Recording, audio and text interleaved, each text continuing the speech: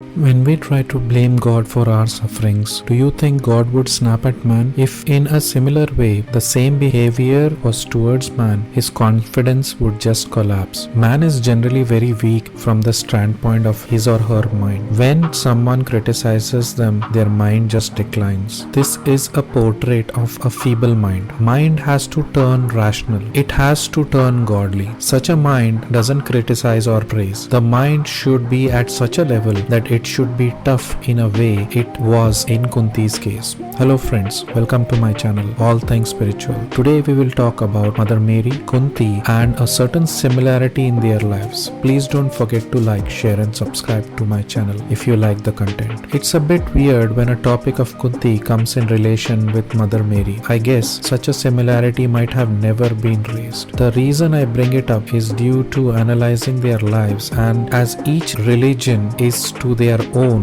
these two subjects in question never cross paths as they are in different timelines, and more appropriately they represent different religions. Mother Mary is a key figure in Christianity and Kunti is the mother of the Pandavas who fought a war against Kauravas in the Mahabharata. Mother Mary's timelines are in the 1st century while Kunti's dates back to 3500 years prior to Mother Mary's. So what's the key connection between these two? They both conceive children without physical relationships, and how could this be even remotely possible? Science may always say otherwise, but there are always unexplainable things happening around us, and we could not totally be convinced by the birth of Jesus or the birth of the Pandavas. But as I have seen miracles happen in my life, I definitely believe this is a certainty. God always has a way to be formless, so there would always be a doubt in the mind of a non-believer. Jesus also told his closest apostles, Peter, in the Last Supper that he would deny him, and that too 3 times. So you see, if an apostle would end up abandoning Jesus himself, how far are we from being firm and certain? The firmness and confidence in our behavior could only happen through devotion. The series of events that I now describe go to show how devout a life of Kunti was like. There is also a major difference I would like to point out before continuing, is that in no way this is a comparison between Hinduism and Christianity. It is just something I felt amusing to share, so I am sharing it. Mother Mary is God and Kunti is a human being.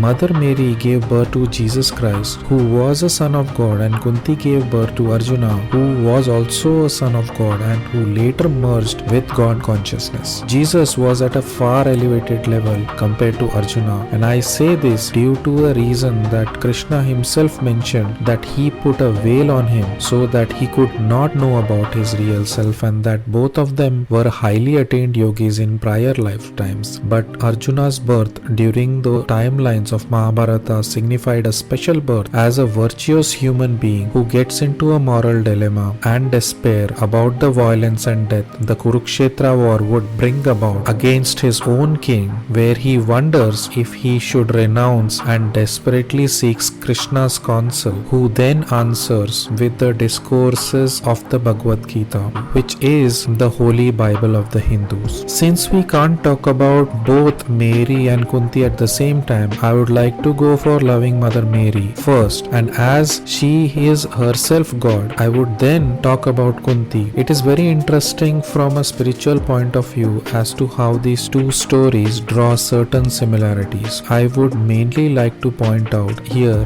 a definite difference between the two. I have already said it prior, but I'll like to convey that Mother Mary is God herself and had to face the loss of her son Jesus. Kunti, on the other hand, was human and had to part ways with Karna and had her fair share of sufferings, both in her past and present birth. This I would talk about in the due course of the video. Also, please don't forget to like, share and subscribe to my channel if you like the content. So coming back to Mother Mary. Mother Mary resided in her own house in Nazareth in Galilee with her parents, and during her betrothal, the first stage of Jewish marriage, God himself announced to her that she was to be a mother of the promised Messiah by conceiving him through the Holy Spirit. And after initially expressing incredulity at the announcement, she responded, "I am the handmaiden of God. Let it be done unto me according to your word." And So we all know that Mary was a virgin and Jesus was born to her miraculously without having physical relationships with Joseph. Joseph planned to quietly divorce her and he was furious and wasn't ready to accept this outcome. He was then totally in doubt. He gave Mary a year full due to this reason, as this was way beyond his understanding. God himself had to show him the vision that there were things beyond life on earth and there is someone really great in Virgin Mary's womb. The only reason Joseph accepted this was due to the reason he had heard God was in Mother Mary's womb. Who wouldn't want God as their child? The possessiveness of Joseph then gave in and he didn't question the outcome. He just accepted it the way it was. After all, events of God being conceived in Mother Mary's womb had already taken place and there was no other way out for Joseph. He had to be supportive of the situation and he always backed the framework as he knew he was part of history. Kunti, on the other hand, was human. Her biological father had actually given her over to be adopted by a person named Kunti Bhoj and her birth name was Kritha. Since Kunti Bhoj adopted Kritha, her name was then changed to Kunti. Her behavior was really unrivaled. The mind was already spiritual from a very tender age. This is due to the impressions that the soul imbibes during its reincarnations. She was highly virtuous, most reclusive and an expert chanter and meditator. She was one of the beings carrying the highest of morality. Her mind was impeccable, sinless, and therefore she was fearless. She didn't have any physical relationships with her husband Pandu. Her mind was such that she wasn't even inclined to such karmas. And just like how Jesus came to birth, in a similar way, Karna and other Pandavas came to birth. She was about 16 years old. She was shell-shocked and let alone being expectant. She hadn't even had a sensual thought in her life. Her mind was a firm sattvic mind. She didn't even know what it means to have physical pleasures. You may think it's totally impossible considering this day and age, but the purity of the mind can only lead you to such a place that it doesn't then desire or seek pleasures. God blessed her with Karna, but she hadn't a clue as to how to go about things. Imagine being a 16-year-old and not understanding what just happened. She was distressed and worried. She feared outrage and backlash from society and also from her own family, but she had a revelation from God that this is an arrangement of God and that she was part of a huge play and her womb would be a source of several transcendental superhuman beings, and ones that would part ways with her would lead dreadful and deplorable lives. Even though the son was going to be moral, due to the company that he would keep, he would lose all his moral grounds. Narad Muni also played an important role in Kunti's time of separation. For those who don't know who Narad Muni is, he is a god sage, famous as a traveling musician and a storyteller, and he is the one who carries news and enlightening wisdom. Narad Muni was also an accomplished sage and was merged with God consciousness. He also played an important role in making Kunti Bhoj, Kunti's foster father, by explaining to him that in a similar way that God explained to Joseph that something had already happened and there was nothing that could be done to avoid it. Kunti Bhoj was having firm faith in Narad Muni, and unlike Joseph, Kunti Bhoj accepted Narad Muni's explanation that Kunti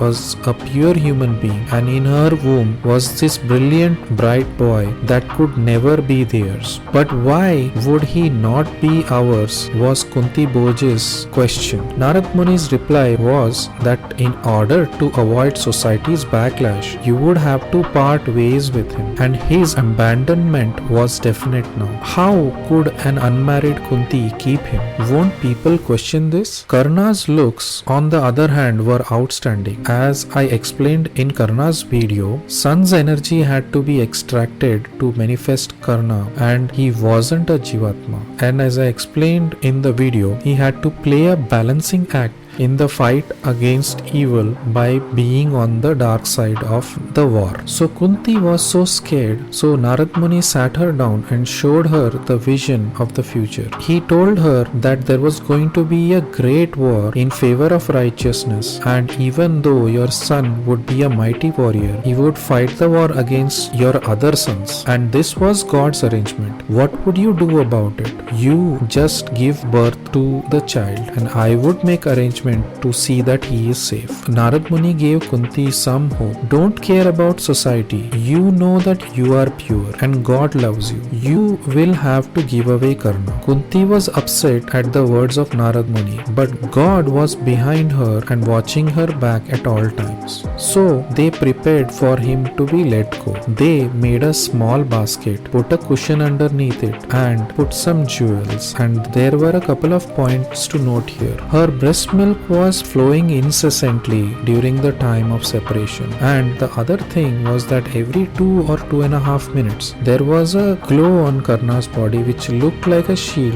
and it was a shimmer like a luster on his entire body and his ears. They went to the banks of the river that early morning, and the sun hadn't risen by then. Narad Muni saw Kunti and she was broken. The separation was tantamount, but Narad Muni's godlike rays made her mind steady. They then parted ways. As a result of this, Kunti suffered for it lifelong due to the fact that Karna's adopted parents Adhiratha and Radha were working for King Dhritarashtra only. So Karna was always in her sight. He grew up right in front of her and he was very kingly, but he never got that respect. The question as to why Kunti had to suffer this setback is also another aspect. God has a reason for everything. The reason is that in a past life of hers, Kunti had accidentally poisoned her daughter by giving her a different medicine by mistake, and her daughter had died. She was always moral, but this incident happened out of an unknown mistake of hers, and due to this carelessness, the next life she had to sacrifice and suffer the loss of the child. Even though she didn't do it on purpose, the sin had occurred on her account. There she lost a girl, and here she lost her baby boy. Everything has its own reason. God on Atma keeps the accounts of all the rights and wrongs. You only reap the fruits up to the boundaries of your karmas. Only an accomplished guru is able to bail you out of such karmas that bind you to the objective world. Because of this, the plan of God has its absolute accuracy on accounted karmas. A guru could protect you from such karmas too. This is the reason they come down to earth. It is like an amnesty scheme, and also a point to note here that all schemes are not bailed out. The guru doesn't bail out a devotee immediately. He gets him on the path to devotion, and by devotion, your destiny is then changed forever as a result. So you see, both Mother Mary and Kunti conceived children in a similar way. It looks so strangely coincidental that I couldn't help but notice the similarity. The children, however, had different destinies. But does it mean that the firstborns of both were said to be doomed, with the exception to the fact that Jesus rose from his grave on the third day and Karna just merged back into the sun the moment Arjuna struck an arrow through his forehead?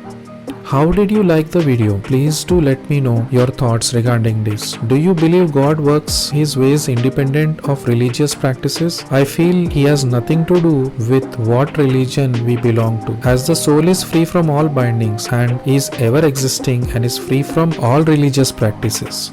Please let me know your thoughts, and I will see you in the next video.